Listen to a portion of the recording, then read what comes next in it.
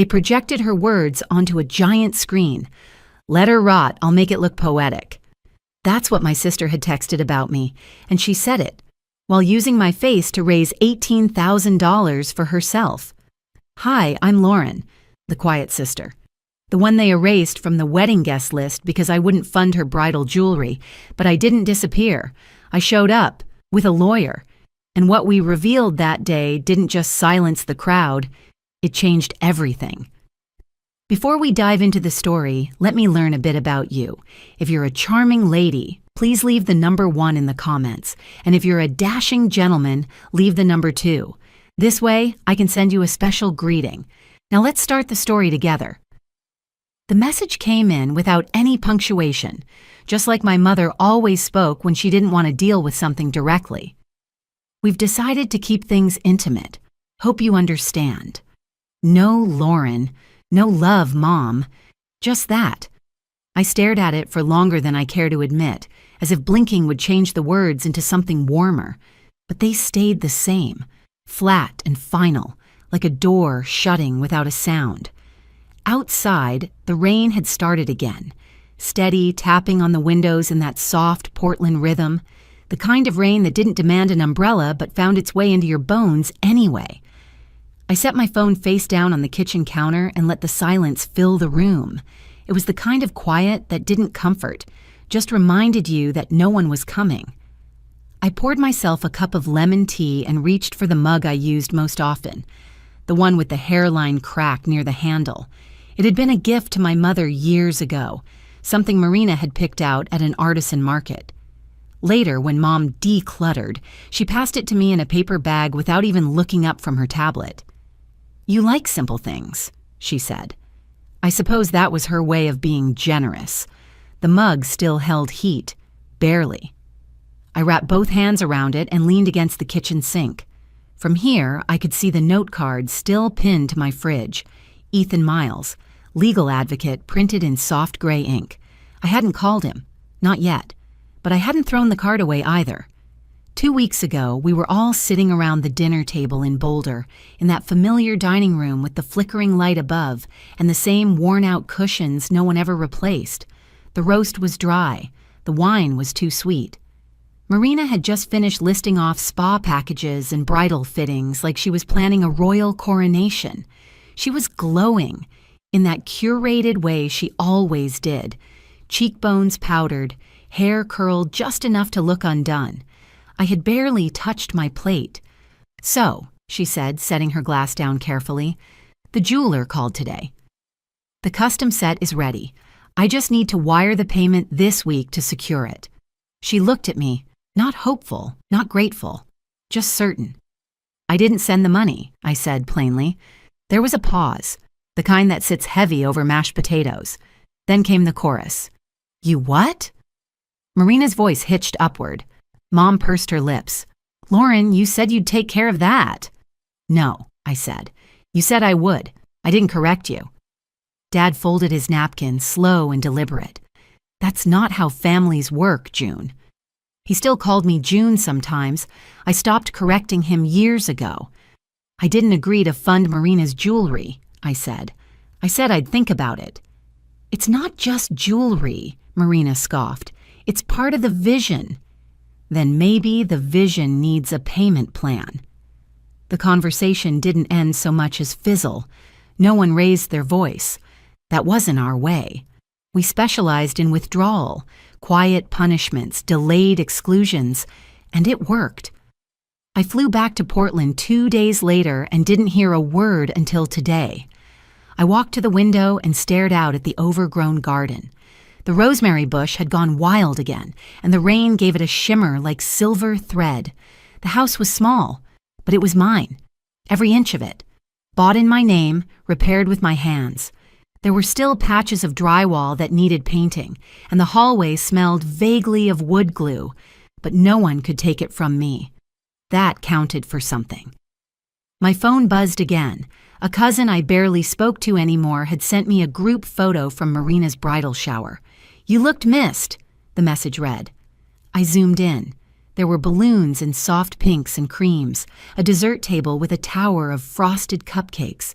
Marina stood front and center, holding a bouquet of ivory roses. My name wasn't on the tag board behind her, not even among the special thanks. It was held 2 days ago. No one told me. I didn't cry. I didn't throw anything or call anyone. I just deleted the family group chat and then, for some reason, opened Instagram. Marina had just posted a photo, her in a silk robe surrounded by 3 bridesmaids, holding a glass of sparkling water with a strawberry slice on the rim. The caption read, "Surrounded by love." Some people just don't get it. And that's okay. I stared at the screen until it dimmed. Then I set the phone down beside the kettle, pulled the cardigan tighter around my shoulders, and sat down at the kitchen table. I didn't feel dramatic. I didn't feel anything, really. Just done. Some families fight loud. Ours just erases you quietly, one event at a time. And it was becoming clear. I'd been fading from the frame for a long time. Maybe they thought I wouldn't notice. Maybe they hoped I'd just excuse myself from the picture. But I was still here, and I wasn't done being seen. Marina always had a way of making her messes look like growth spurts. Every breakdown was a breakthrough, every inconvenience, an awakening. And the family? They clapped for all of it. I used to believe it was because I made fewer mistakes, but eventually I realized it was because I made fewer scenes. My 16th birthday came and went like a Tuesday. No party, no photos. Just a store-bought cake on the counter and a sticky note on the fridge that read, "Dinner in the oven. Happy birthday, kiddo." I had already taught myself not to expect much. But still, that night, when I found Marina's handmade scrapbook of her sweet 16 under the coffee table, complete with glitter pens and photos of a backyard catered brunch, I felt something cold settle in my stomach. That scrapbook was still on Mom's shelf years later. My birthday card from that year? I think it ended up under a stack of coupons. I remember the way they always called Marina radiant. That was their word. She just lights up a room. Meanwhile, I was solid, smart, and occasionally grounded, which in our house meant dull. There was a garden brunch once, back when I was 22 and home from college for the weekend. Everyone sat outside in white linen, sipping on green juice that Marina had researched for days. Dad toasted her for bringing wellness into the family. I had brought homemade scones. No one touched them. "Lauren's just more low-key," Mom had said when I asked about it later. "You know, that's your strength. You're our steady one. Marina's expressive." That word again. I had just won a statewide essay contest that week. When I mentioned it over coffee, Dad smiled politely and changed the subject to Marina's upcoming meditation retreat. I brought the certificate home anyway, framed it, and set it on my dresser. 3 weeks later, it cracked when Mom knocked over a suitcase during spring cleaning. She apologized but never replaced it. And still, I tried. I paid part of Marina's rent during her post-college, soul-searching phase in Sedona. I helped her cover a flight to Costa Rica for a yoga training retreat. I even stayed up all night once to format her resume because she said fonts stressed her out. She sent me a thank you meme. That was it. One Thanksgiving, Marina broke down crying because she felt invisible. She hadn't gotten the lead in her yoga collective's community dance circle or something equally baffling. Mom held her for half an hour in the living room, whispering reassurances. I was in the kitchen, carving the turkey, alone. That same evening, I overheard Dad telling Uncle James, "Lauren's tough. Marina's, well, she feels everything harder." Apparently, emotional fragility was more admirable than quiet strength. And when I got into Columbia with a full scholarship, I remember Dad pulling me aside at a family cookout. "Let's not make it a big deal," he said. "Marina's in a tough spot right now. Be sensitive." So I kept it small. I celebrated with a latte. Sometimes, I think that's when the shrinking started. Not with one event, but with the choice to stay quiet over and over. I thought if I took up less space, they'd finally make room for me. Instead, they forgot I was there. This morning, I was scrubbing the kitchen sink when I heard Mom's voice float out of the phone speaker.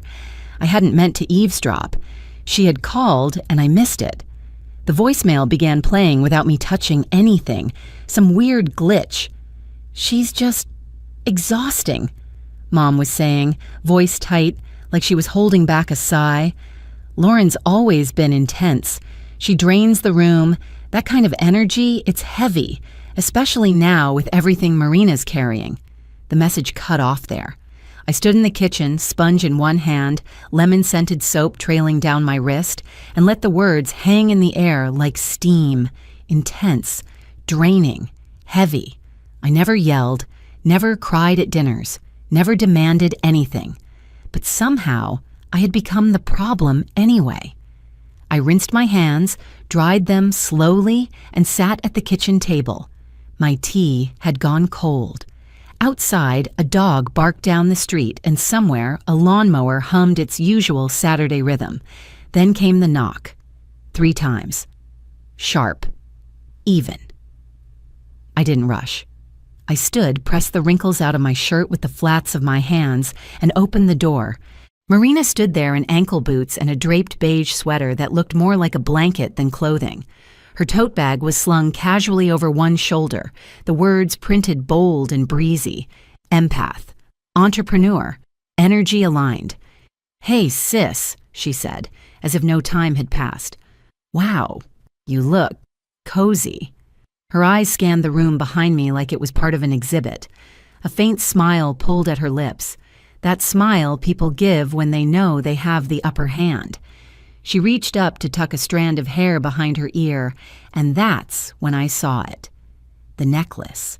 A delicate gold chain with a freshwater pearl pendant. The one from the catalog. The one that cost more than my monthly grocery bill. "I hope it's not a bad time," she said sweetly. "I thought we could talk. You've been a little, off the radar." I didn't answer. I just stepped aside. The wind shifted as she passed me, bringing with it a scent of lavender and polished ambition. I watched her walk in like she belonged, and I wondered, not for the first time, how someone could take so much space and still claim they feel unseen. "This place is so grounded," Marina said, her voice floating just ahead of her body as she stepped into the kitchen. She paused dramatically, arms slightly outstretched, like she was about to start a home tour. "It's got, like, charm." She said the word charm the way someone might describe a chipped teacup at a flea market. I didn't respond. Instead, I nodded toward the chair at the small breakfast table. She didn't sit. She walked slowly through the space, absorbing every detail. The mismatched curtains, the stack of books with no shelf, the drying rack of mugs next to the sink. I had always liked the quietness of my home, the way it made no demands. But under Marina's gaze, everything suddenly felt like it was asking to be judged. "Oh my gosh," she said, opening a lower cabinet without asking. "You still use a drip coffee maker?" "Vintage." She smiled at me like I was a child holding onto an old blanket. Then came the click. I turned around to see her setting up a small tripod. A ring light, compact and portable, unfolded with practiced ease. "What's that for?" I asked, even though I already knew. "Just a little content," she said, fluffing her hair. "People love rustic. It's authentic." Authentic. That word again. It had become currency. Marina angled her phone toward the chip tile backsplash and lit a scented spray into the air. Lavender. Not mine. She pressed record. "Hey, angels," she began, voice bright, eyes wide. "I wanted to share a little moment with you from my sister's space. She's been through a lot, and she's really in this season of healing. And honestly, it's inspiring." I stood in the hallway, just out of frame, watching. She panned her camera toward the sink, then to the cracked ceramic mug I used every morning. The laundry basket I hadn't yet carried to the basement sat in the corner. She didn't crop it out.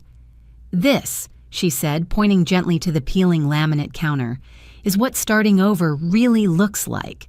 It's not glamorous, but real transformation rarely is." Then she turned the camera on herself and smiled. Later that evening, after she'd gone into the guest room to meditate, I sat down on the couch and opened my laptop. A friend had tagged me in a comment. That's how I saw it. Go fund me. help my sister rebuild banner photo. Me, laughing, head tilted back, holding a mug. Marina must have snapped it when I wasn't looking. Caption: my sister has been through unimaginable hardship. With your help, we can give her the fresh start she deserves. It had already raised $6,340. The recipient? Marina Vale. I read the page twice, thinking maybe I'd misunderstood, that there was some version of this where it made sense. But the wording was clear. She had told the story the way she always did, with herself at the center, cloaked in compassion, standing in front of someone else's fire pretending to hold the hose. I stared at the screen for a long time. Then I closed the laptop and walked into the kitchen. Marina was pouring almond milk into a stemless wine glass because apparently even non-dairy needed presentation. She looked up as if we were just catching up. "So," I said, voice flat, "you launched a fundraiser?" She blinked. "Oh, that. Yeah, I meant to tell you. You used my image, my name, without permission." She shrugged. "It's for a good cause." "You mean your PayPal?" She rolled her eyes, setting the glass down with a soft click. "I mean, let's not be petty. People want to help. And you, honey, are relatable. The vibe here? It's giving resilience." I didn't answer. I didn't need to. She continued, voice a little sharper now. "Look, you've always been the quiet one, the steady one. But let's be real. You weren't doing anything with your story. I just gave it legs." Then she said it. "I mean, if you don't monetize your pain, someone else will." The room went still. In that moment, I felt something inside me shift. Not explode, not burn, just slide into place. I turned away from her and walked down the hall to my bedroom, opened the drawer of my nightstand, pulled out the business card I hadn't touched in months. Ethan Miles, legal advocate. I sat on the edge of my bed, phone in hand. My thumb hovered over the screen. Then I typed, "Hi, I'm ready." I hit send. "It's not about money," Marina once told her followers, head tilted, hand over her chest like she was holding something sacred. "It's about soul exchange." Apparently, my soul was worth $18,340. That's what the GoFundMe balance hit by the time I stopped refreshing the page. And every photo she posted, every caption soaked in pastel pity, made it worse. My face, my home, my silence, branded and sold like a lifestyle product. I didn't cry. I didn't yell. I opened my laptop, poured a cup of coffee, and started compiling. Screenshots, timestamps, recorded clips of her live stream, copies of the fundraiser text before and after edits. I pulled the photo metadata, matched them to the hours she'd stayed here, opened my banking app and exported the history. I even flagged the online payment flow showing she'd linked the donations to her business wellness PayPal. For someone who claimed to be all about alignment, Marina sure left a crooked trail. 2 days before the wedding, I finally messaged the name I'd been avoiding. Ethan Miles, legal advocate. We'd met briefly at a local housing seminar. He'd handed out his card and told me I looked like someone who knew what quiet strength was. He responded almost immediately. His office was nearby, tucked between a co-op bakery and a bookstore that sold secondhand philosophy paperbacks. We didn't shake hands when I walked in. He just nodded once and pointed to the chair across from him. "Let's start simple," he said, sliding a legal pad toward me. "Tell me everything. Then we'll choose what matters most." For the next hour, I did. I told him how she'd used my name and face, how the narrative wasn't just misleading, it was fabricated. I showed him the screenshots, the campaign's wording, the comments left by strangers who thought they were helping someone in crisis. The part that stung most? Some of those comments called her a saint for sticking by such a broken sister. Ethan didn't react, not with pity, not with shock. Just the quiet focus of someone who had seen worse, but still found this unacceptable. "You've got a case," he said when I finished. "False representation, unauthorized use of likeness, emotional and reputational harm, and if funds were transferred under false pretense." He didn't finish the sentence, just handed me a pen. I signed the request for a formal cease and desist. He printed the letter while I sat there, trying to steady my breath. When I returned home, the house felt even quieter than usual. No ring light, no eucalyptus spray, no Marina rehearsing her apologies in the hallway mirror. Just me. Aunt Evelyn texted late that night. "They've invited me to speak. Should I say no?" I stared at the message. The Evelyn I knew had always been neutral, observant, a presence in the corner of every family event, nodding but never interrupting. I could still picture her folding napkins at Marina's graduation party while Dad gave his fourth toast. For a moment, I considered telling her to stay away, that it wasn't worth it, that no one ever listened anyway. Instead, I typed, "Go. Watch." She replied with a single word, "Okay." The next morning, I sealed the envelope. Thick cardstock, weighty in my hands, my name typed across the bottom, Marina's full name at the top. No drama, no headline, just truth, printed and signed. I stood at the kitchen window as light rain streaked down the glass. Portland skies always seemed to know when something was shifting. The coffee on the stove had gone cold, but I let it sit. There was something comforting in the way it stayed, waiting, without demanding anything. I looked around my home, mine in a way no caption could twist. The curtains still hung unevenly. The floor still creaked in the hallway, but it held me. Then I reached for my phone and texted Ethan, "I want to walk in with you. Let them see me." He replied 5 minutes later, "You sure?" I didn't hesitate. "Yes." It wasn't about confrontation anymore. It was about making sure they knew I was never just the backdrop. The venue looked like it had been designed by Instagram itself.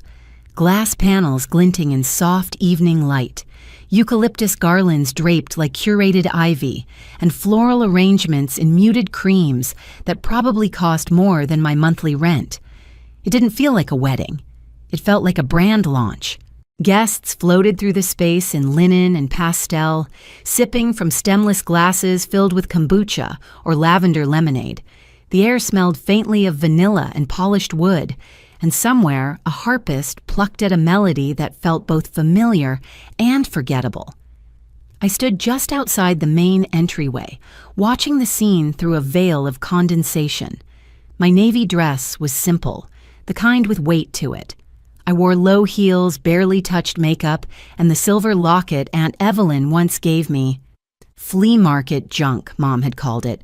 Tonight, it felt like armor. Ethan stood beside me, calm and silent. He didn't ask if I was ready. He just nodded once. That was enough. We entered as the lights dimmed. Marina had just taken the stage. Her dress flowed like smoke, sage green, perfectly lit from beneath by soft uplighting. Her hair curled at the ends, her lips glossed to perfection. She looked like the cover of a wedding magazine aimed at wellness influencers. "Thank you all for being here," she said, hands clasped at her waist. Her voice carried easily, practiced, warm. Tonight isn't just about vows or florals. It's about healing, about choosing love even when it's hard, especially when it's hard. The audience gave a soft hum of approval, that sound people make when they're being gently guided toward a feeling. I kept walking. Ethan peeled away toward the edge of the stage and gave a small nod to one of the assistants, clipboard in hand, headset askew. She hesitated, confused, then took the envelope from him and stepped onto the stage. Marina didn't notice at first. She was still speaking. "We've raised over $25,000 through our outreach initiative," she said, smiling wide, "to help displaced women rebuild. I'm proud to share my sister's story tonight, a story of resilience, transformation, and grace." The assistant handed her the envelope. Marina opened it mid-sentence, fingers delicate, still smiling. Her eyes scanned the first page, then the next. The smile didn't fall. It froze. Behind her, the projection screen flickered. The audience thought it was part of the presentation. But then it blinked again. Image, a screenshot of Marina's GoFundMe bio. My face front and center, labeled Displaced Sister. Next slide, A PayPal withdrawal form routed to Marina's business account, time-stamped. Then, a private message in her handwriting. "Let her rot. I'll make it look poetic." There was a murmur. A chair scraped. A glass clinked too loudly against a table. Diane reached for Roger's arm. He didn't move. On screen, another message. "She's good for sympathy points. Keep the camera low. Show the cracks." Someone gasped. Another person said, "Wait, is this real?" Marina tried to speak.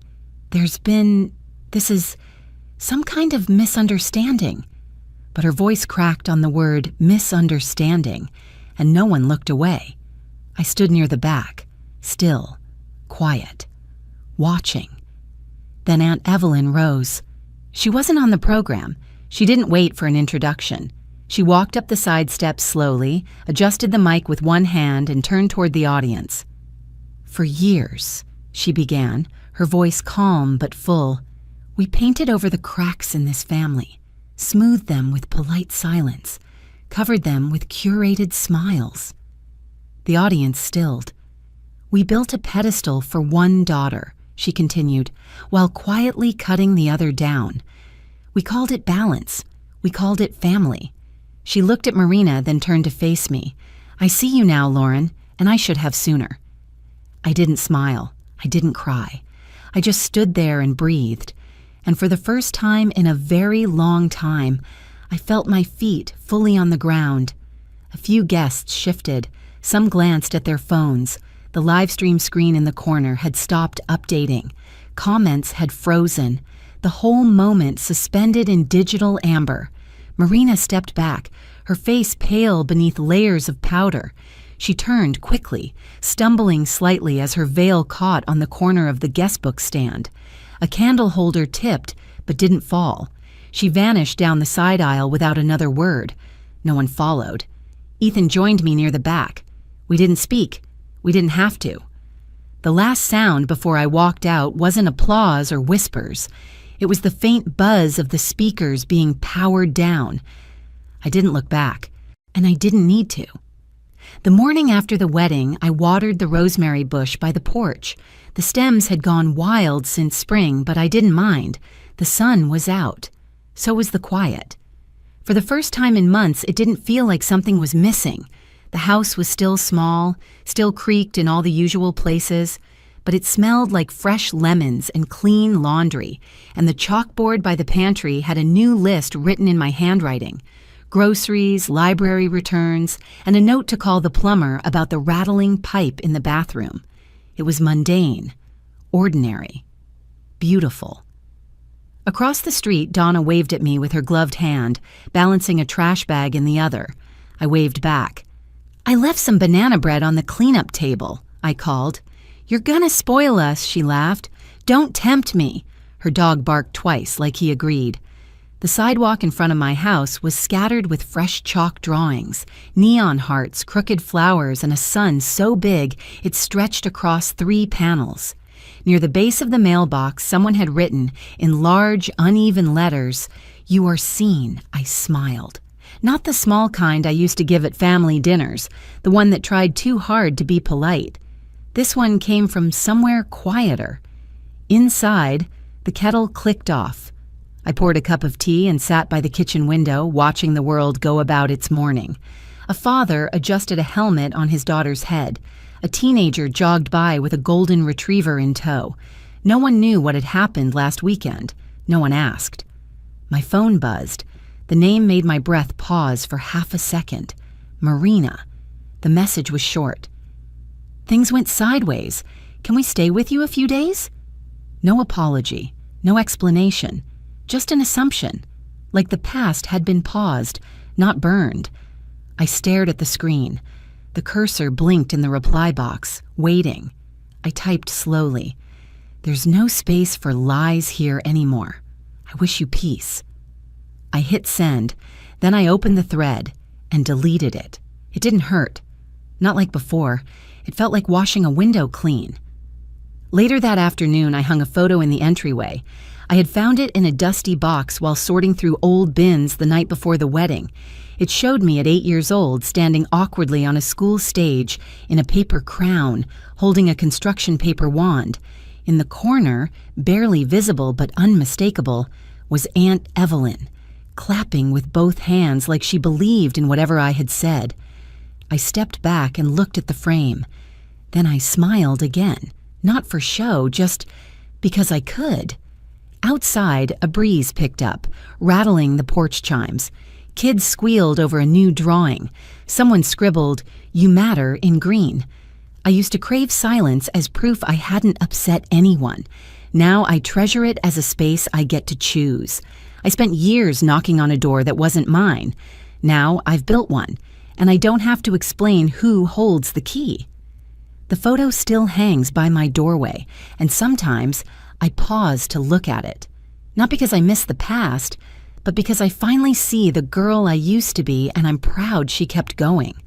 The silence in my home no longer feels like absence. It feels like peace I chose. Sometimes, family isn't about who shares your name, but who shows up when it counts. And healing doesn't always come with closure. It comes with clarity and the courage to keep walking even when no one claps. We don't have to carry what was never ours to hold. If this story spoke to something inside you, I hope you'll share your thoughts.